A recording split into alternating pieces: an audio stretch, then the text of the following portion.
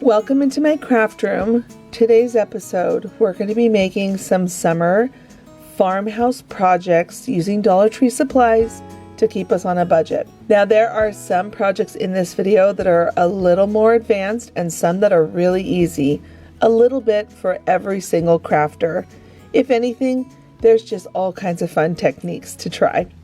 So come along and let's make something beautiful for our homes. I was on Antique Farmhouse and I came across this adorable decor piece, and I knew looking at it I could totally make it for less than $45. I grabbed a bunch of random supplies from the Dollar Tree.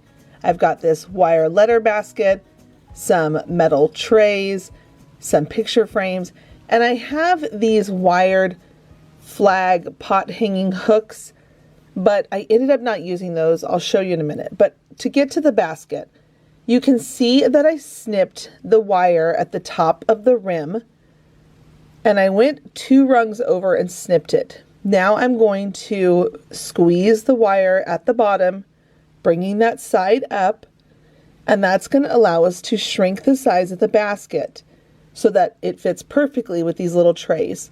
I'm using these wire cutters. They are my favorite. I will link them down below. Now you can see here where there is a wire that pops out to the side. We want to cut that piece off completely so it's out of the way. I'm going to try to go at a regular speed for this so you can see. This bar right here across where I just ran my finger, we're going to snip the wire right at that bar line. That is going to release the rest of the basket that we've bent up that we don't want to use. Once I've cut across all of those supported grid lines, it'll come off and you'll have this much left over. And again, watch it a couple of times. It's really easy once you see where to cut. And once that part comes off, you're going to have this top part of the wire from the basket. You're going to just bend that in, and it perfectly tucks right inside of one of those square units on the grid line basket. I tucked it in, and now we're going to move on to the galvanized top of this darling little awning decor piece. I'm using these galvanized frames. I'm going to get just the galvanized part, and I'm going to take it apart. Now here's where I'm not going to be using those wired hooks. I decided to move over to the 3D wreath form. This is so much better to work with, and it's sturdy when we're done. So I'm taking the largest circle. I'm cutting off the middle rod that goes in that links them all together, and then I'm going to cut the circle right in half. We want 2 pieces of these wires because this is going to become the supported part of the roof. I'm just going to bend that to get it as straight as I can. Doesn't have to be perfect. That's the best part about farmhouse decor. It doesn't have to be perfect. A little rustiness is a good thing. And then I'm going to bend it. I figured out how high I wanted the awning to be over the baskets, and I'm bending it right at that point. And basically we're going to make the shape of a large number 4. You can see that I've bent it, and then I'm going to bend it again. This second bend is going to support the galvanized roof, and you'll see that all come together in just a moment.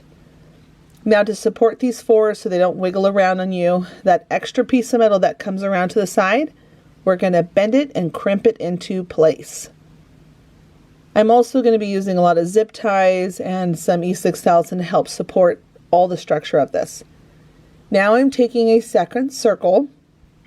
It's the second largest circle in the wreath form. I'm cutting off those little nubs that help lock the whole wreath form together. I'm also going to straighten those out and make sure that they're the same length. Now at this point I've put to the side those straight rods, and I'm moving on to zip tying the large number 4 wires. We're just going to call it that because that's the easiest thing to call them. We're going to zip tie them onto the part of the basket where we cut it down to size and brought it together. I'm going to use 3 zip ties at the 3 different joints to really lock it in and make it sturdy. Zip tie it as tight as you can, and then just trim off that extra zip tie as close as you can to the little lock of the zip tie. And then do the same thing on the other side. And you can see that at this point it's really becoming very sturdy. And friends, I calculated how much I spent on this was about $10, but if you have these supplies on hand already, you can do it for even cheaper.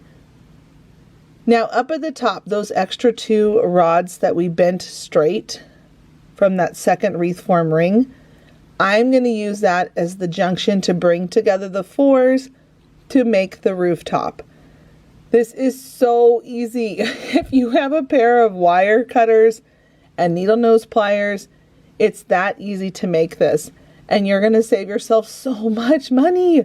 This is like my favorite thing about crafting, how you can find something that a store is selling for way too much money and make it yourself. Now you can see that I've created 2 hooks on each side of those straight rods, and now I'm going to bend them into place. As you're pinching and bending your wires, you're going to have things shift around on you, so just keep working with it until you get it to the desired look. Once I have those 2 wires hooked into place and crimped, I'm now going to come in with some E6000 and the zip ties and lock everything together. One mistake I will say that I made that I wish I had done better was take the zip ties and make sure they ended up facing down so you don't see them when I put the galvanized roof on, but I worked around it. I figured out a way. So here is the basket. Look at that. We made that for just a couple of bucks. Now I'm using 3 of these galvanized pieces, and this is the only reason why it ended up being $10, because I had to get an extra frame. These galvanized pieces weren't long enough to go all the way across without having a supportive system in the middle. So I got a 3rd one. If you have galvanized metal somewhere around your craft room that you don't have to use these frames, you can cut down on the price too. Now I glued them together with E6000 and hot glue, and I'm using my Crop-A-Dile to punch 4 holes. If you had a way to solder iron it on, some people have that stuff in their craft rooms, that would totally work too, but I'm just going to do some holes with my Crop-A-Dile and zip tie that on because I'm looking for an easy solution here. Remember, make sure your zip ties are facing down and underneath the galvanized, and to fix that problem, I took it outside first and I spray painted the whole thing white, but I wanted to still see the metal at the top, so you can see that I didn't spray that whole thing white.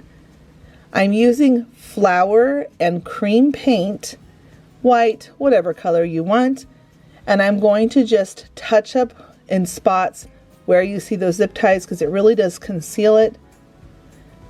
And then I'm going to also put some of that putty paint, I like to call it putty paint. I'm going to put that right in the middle of those galvanized to clean it up. Now I'm moving over to the baskets. I added in some E6000 and hot glue to glue down my foam. I came in with some more hot glue and put on some Spanish moss to conceal the foam. And now I'm putting the greenery in of my desire. I am going to keep the greenery very neutral. But the fun thing is that I can add pumpkins or flowers for whatever holiday I would like or season to be able to decorate this. It's up to you and how you decorate it, but this is a decor piece that you would keep out year round, and it's so cute when it's done. Once all of the putty paint was done, that again I make from flour and paint, I'm coming back in with some sanding, some distressing. I'm adding on a little bit of brown paint and some cinnamon, and that's really going to give it that rustic look. You do whatever feels right to you. You can paint it whatever color you want, but in the end, friends, we saved so much money making this ourselves, and the inspiration is pretty close. I was so excited about this project. What do you all think? Leave a comment down below to let me know.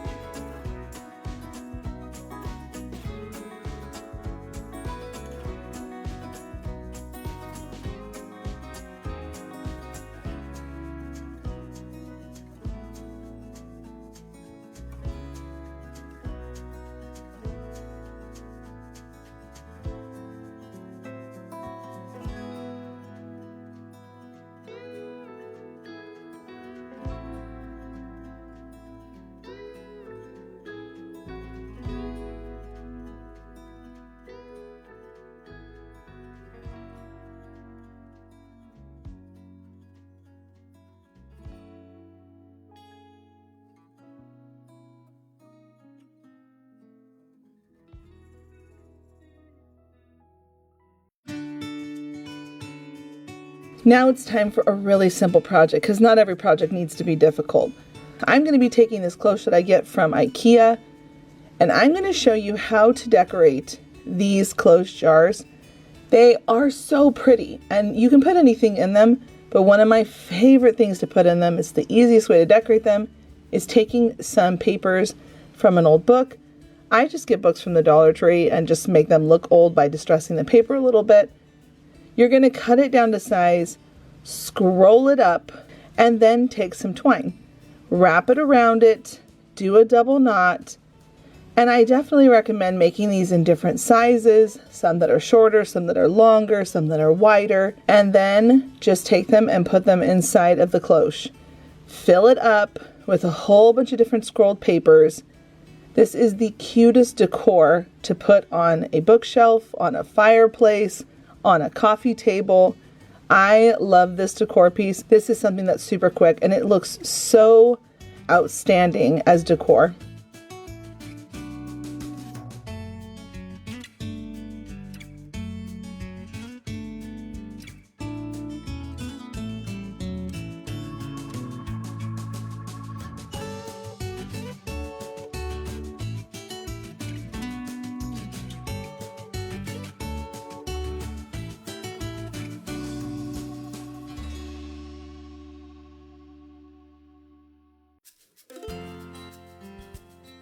I love when I have leftovers from a previous project. These are the frames that are left over from my galvanized awning decor piece that I made. And I am going to take these frames apart. I had one extra that I needed for this project. And I'm going to be using the backer. I'm ripping off the little leg support and the sticker. And I'm going to be using the backing and the frame. I am just simply adding some glue, and I got a piece of scrapbook paper that I liked. I wanted to go with something really neutral that I can keep up year round. I'm going to glue it to the scrapbook paper and then trim around it nice and tight. And I'm going to do that 4 times for all the different backers. Then I popped them back into the frame and I locked them in. And at this point, you'll have 4 different frames. Make sure your pattern of your paper is facing the right directions when you go to glue them together. Add a little bit of glue around the side and hold that in place to dry. And then I take them at this point 1 frame at a time instead of doing 2 and 2 and bringing them together. Sometimes that can throw off the dimensions of the frames coming together nicely. So you can see that I did the 3rd one. And now I'm bringing in the 4th one. And I'm just lining them all up nicely, gluing them in place. This is the easiest project, and it has such a high impact. So beautiful. Glue those all together nice and tight. And then we're going to create some support to it so they don't break apart. I do not like things breaking apart in my home when I craft them. I'm using these thicker craft sticks. I'm going to add some glue, zigzagging back and forth so it really gets on both sides of those frames. And then I'm going to push that down into the glue. This is going to lock them in so it doesn't break apart if it were to fall by some chance. Now I want to make sure I support the other direction, but the sticks are a little too long, so I trimmed them down. And then I'm just going to lay that right into the glue again. Now at this point, you can put a piece of rope or something on the back. But I wanted to make it special, so I tied a bow with long tails. I'm going to add the tiniest bit of glue into all the hidden joints of the bow. The bow is going to become the hanging point of the frame, which is going to look so pretty on a wall. I'm just opening up the bow right where the knot is and adding the tiniest bit of glue so the bow doesn't come untied on you. It'll allow it to be able to be hung up forever without it having any issues. And I definitely recommend a wired bow because it really does help bring the structure to the bow. Then you're going to figure out your length that you want your hanging up bow to be. Make your trim. Nice straight line across, and we're going to glue it into place. Make sure you use a lot of glue and make sure your bow is straight. That is a very important thing because when you go to hang it up, it can look crooked. So I'm just adding on that glue. And I could stop there, but I really want to reinforce it. So I'm going to add some more glue and another scrap piece of this popsicle thicker stick. I'm going to glue that right on top of it so it really locks it in there. Now let's clean up the back because I just can't stand how the back looks. Even though it's going to be up against a wall, I like things to look finished. So I'm taking a piece of drop cloth fabric. I traced the size around on the cloth from the frame. I'm going to trim that out. And then one more spot to reinforce that bow. At the top point of the bow, I glued it to the edge of that frame. And now I'm coming in around to really lock that bow into place and to bring in that fabric to clean up the back. This is going to have a nice store finish on the back. And yes, it's an extra step, but I just love how it's finished on the back side. And for the front, you can decide to decorate with whatever you want. I went with a simple green wreath.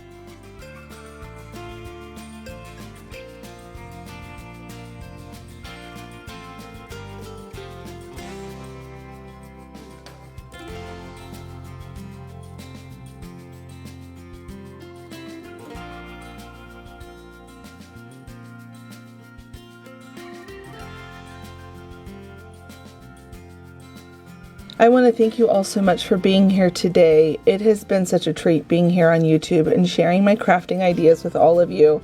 I know that you don't have time to make every single craft, but the thing I love to try to teach in each of these videos is a new technique or a new skill that you can try in your own craft rooms. So whether you try these projects or not today, I hope you felt inspired to make something beautiful for your own home. Please don't forget to give this video a thumbs up. And if you missed this video the other day, I would appreciate it if you went back and watched it. I have quite a few new videos here on my channel. Head on over to my gallery or click this video here. And until the next episode, bye friends.